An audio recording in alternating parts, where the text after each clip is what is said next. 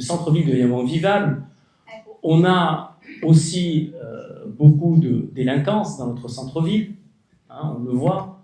On voit l'impact aussi de la pauvreté avec une augmentation du nombre de gens malheureusement qui sont dehors dans nos rues. Et c'est tellement plus facile de rester chez soi et d'être commentateur. Critiquer et rester dans son salon à rien faire. Et il y a une personne qui est parmi nous qui peut le faire encore plus que nous. Se dire, ma foi, j'ai tout fait. J'ai à peu près tout réussi, malgré un démarrage difficile dans ma vie, mais j'ai plutôt réussi. Et je peux me dire, au fond, ce n'est pas mon problème. Et non.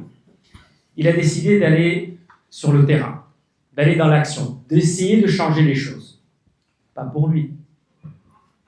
Pour nous tous, pour vous. C'est quelqu'un qui est visionnaire.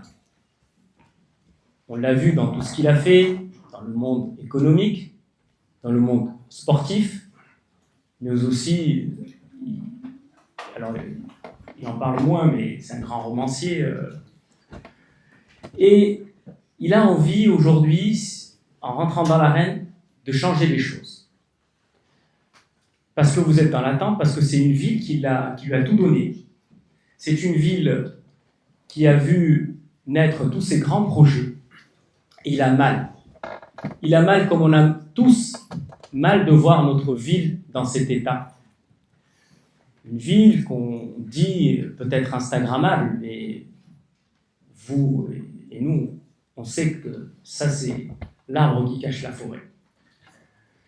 Cette mauvaise gestion de la ville qui nous coûte à nous, citoyens, par l'augmentation des taxes, par l'augmentation des prestations, par l'augmentation pour les entreprises de la CFE, du versement mobilité, par des collectes qui sont de moins en moins de déchets sous le couvert d'une soi-disant politique zéro déchet, mais c'est une politique juste punitive et d'économie.